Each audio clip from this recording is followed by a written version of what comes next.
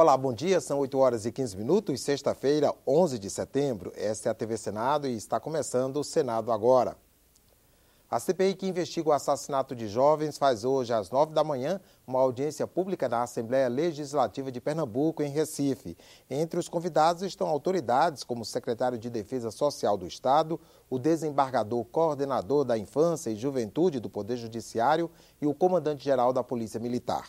O relator da Comissão Parlamentar de Inquérito comentou o crescimento da violência no Nordeste. Em 2013 foram assassinados no Brasil 56 mil pessoas. Mais de 50% eram jovens. 77% jovens negros moradores das nossas periferias. De cada 5 pessoas que é assassinada no mundo, 1 é brasileira. Nós somos recordistas mundiais em números absolutos de assassinatos. Então a gente está rodando todo o Brasil, porque houve um aumento muito grande da violência contra jovens no Nordeste.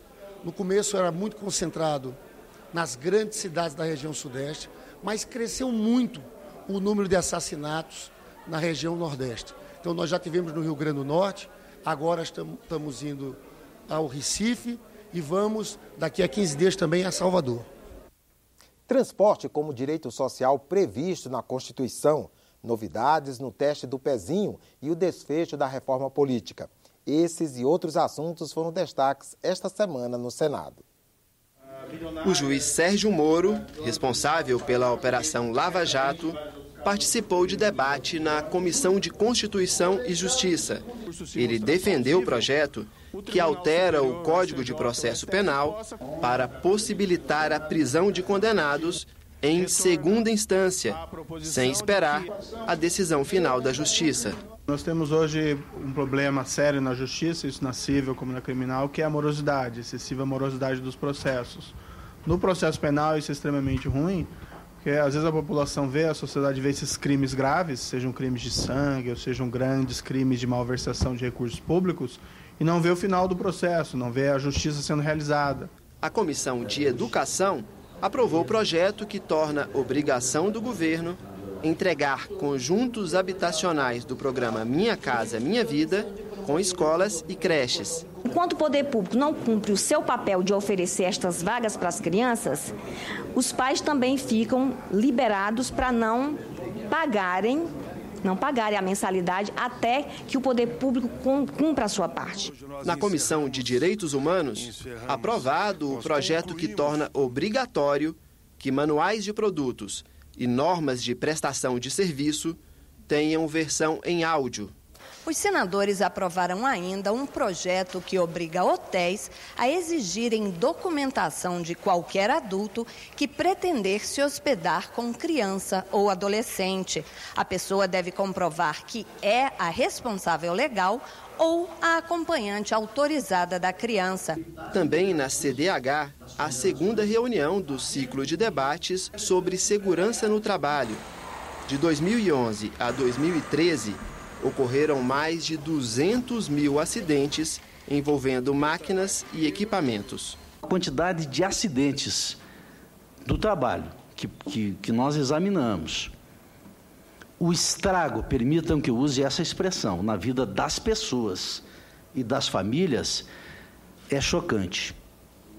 E mais chocante ainda é você ver e ouvir a defesa de algumas empresas dizendo que a culpa é do trabalhador. A Comissão de Assuntos Sociais aprovou a regulamentação da profissão de salva-vidas e a atualização periódica do rol de doenças detectadas pelo teste do pezinho.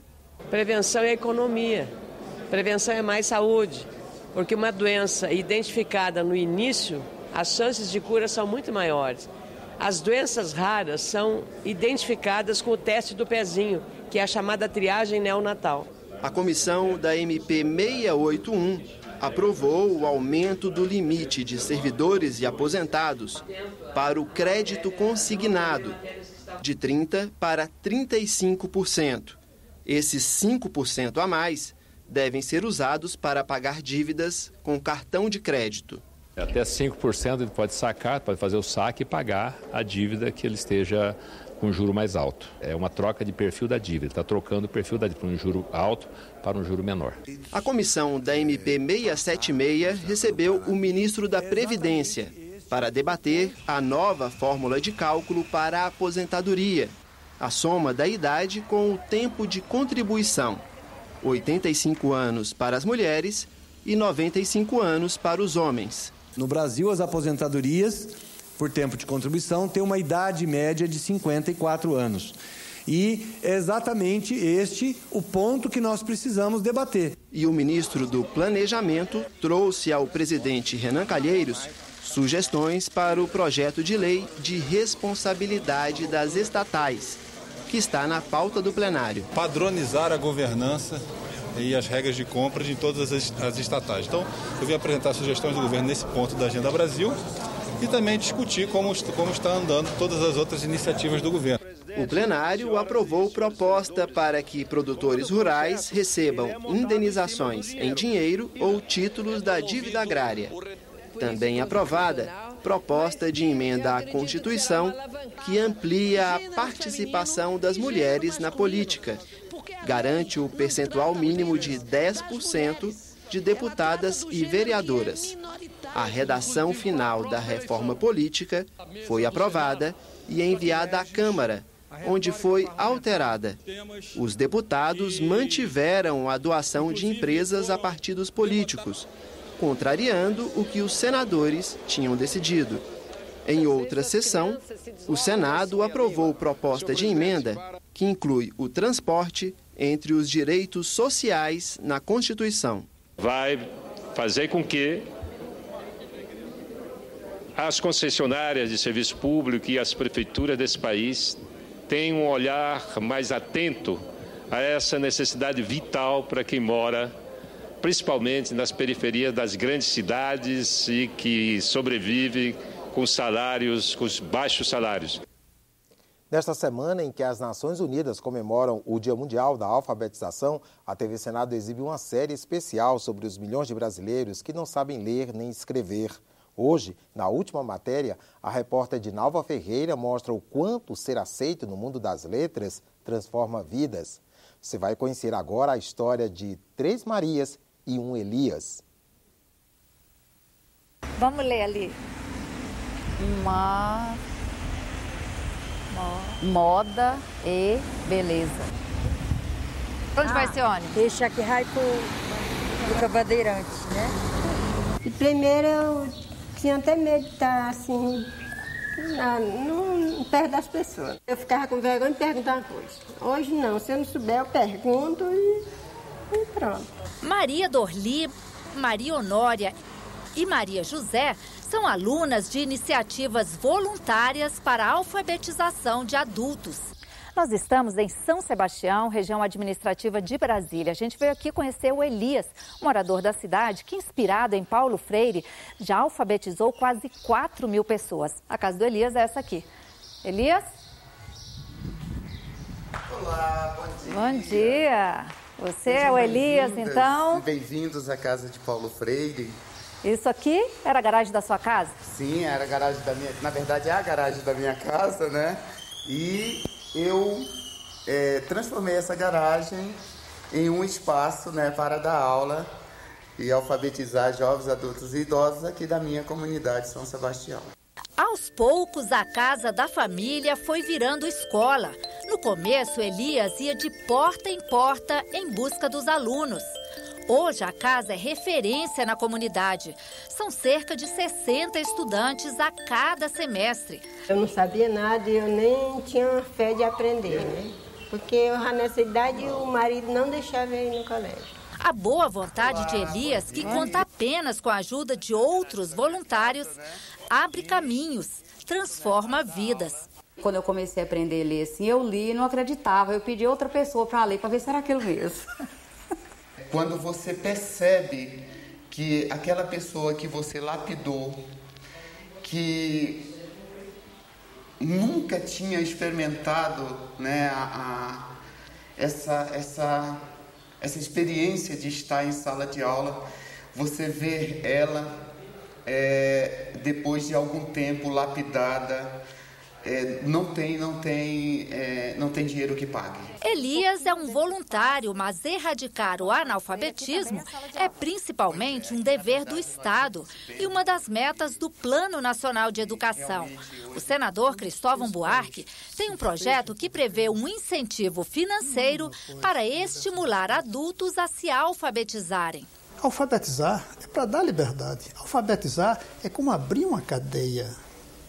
Alfabetizar adulto é uma questão não é apenas social, é democrática, de liberdade. Liberdade que começa a ser conquistada quando se aprende a escrever o próprio nome. Meu nome, já encho o caderno todinho. Maria José de Araújo, que é mais eu ir treinando bem, né, minha filha? Quando você vai em algum lugar que precisa de assinar algum papel, alguma coisa que a gente não sabia, era muito constrangedor, né? Então agora, para mim, abriu novos horizontes, sabe? E isso é só o começo. Isso aqui é Roberta Miranda, não, Roberto Carlos. Roberto Carlos. Quando me amei de verdade, percebi que posso não ser uma pessoa especial, mas que sou única. Descobrir as letras e os números, mesmo que tarde, abre caminho para a cidadania e espaço na vida para os sonhos. O sonho que eu tenho é de estudar mais um pouco para mim escrever, ler uma coisa mesmo sem titubear, sem ficar prestando atenção muito. Eu não quero mais desistir do colégio. Ninguém vai fazer mais você desistir, Agora, né? Eu quero continuar, até o dia que Deus quiser. Abre uma janela para o mundo. Não é uma janela, é uma porta para o mundo, né? E hoje, 11 de setembro, é o dia do Cerrado, dia de celebrar as belezas do principal bioma do Brasil Central e de lutar pela preservação das paisagens de árvores retorcidas, veredas e chapadas.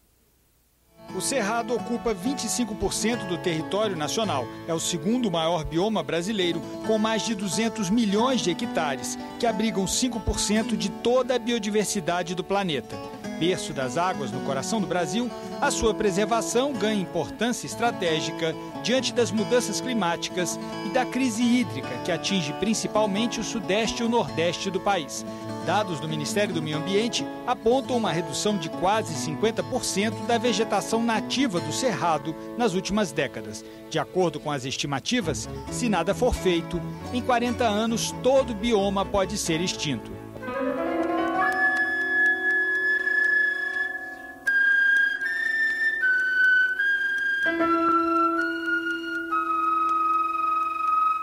No Senado, tramita desde 2012 um projeto que institui a Política de Desenvolvimento Sustentável do Cerrado. A matéria recebeu 13 emendas na Comissão de Agricultura. Agora está em análise na Comissão de Meio Ambiente, mas a relatora já rejeitou todas as emendas da Comissão de Agricultura. Importa reconhecer que a maioria das emendas aprovadas na CRA modificam o espírito da proposição para atenuar seu alcance e reduzir seus efeitos. Eu pergunto, qual é o pequeno e médio agricultor que dará conta de cumprir, a partir de agora, o Código Florestal Brasileiro? Mais ainda uma invenção do Senado Federal de um novo Código do Cerrado. Aí realmente é algo inimaginável. Há todas as condições dessa convivência da produção com a preservação ambiental, o que eu acho uma segurança para as futuras gerações. As emendas que foram aprovadas na Comissão de Agricultura, elas pretendem tirar o foco do projeto, que é um projeto voltado para a conservação do bioma, e dar mais um conceito, vamos dizer assim, voltado para o desenvolvimentismo, né, que é tradicional no bioma. Então, nesse sentido, eu acho que a rejeição dessas emendas na Comissão de Meio Ambiente foi acertada por parte da relatora, né? O relatório está coerente com um projeto de lei que tem que ser focado na conservação do bioma e não na produção agrícola. O texto em análise proíbe a supressão de vegetação nativa no Cerrado em pelo menos 6 situações. Por exemplo, quando a vegetação abrigar espécies da flora e da fauna ameaçadas de extinção, ou quando possuir excepcional valor paisagístico reconhecido pelos órgãos ambientais, ou ainda quando o proprietário ou posseiro não cumprir dispositivos da legislação ambiental. O projeto é extremamente importante, ele é um projeto de autoria do senador, à época, hoje governador, Rodrigo Hollenberg, e que visa justamente dar a proteção ao bioma cerrado. O cerrado ele está extremamente ameaçado, metade da sua área, desse importante bioma que ocupa 1/4 do país, metade dele já foi devastada.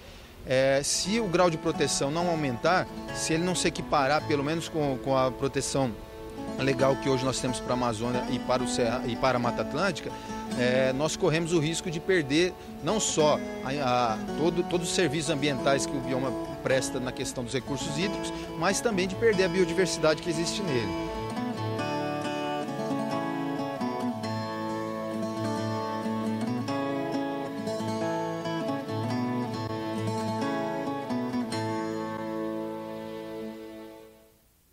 Ficamos por aqui. No decorrer do dia você acompanha outras informações nos boletins do Senado agora.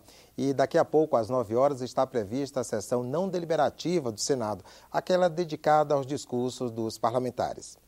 Enquanto isso, continue assistindo a nossa programação.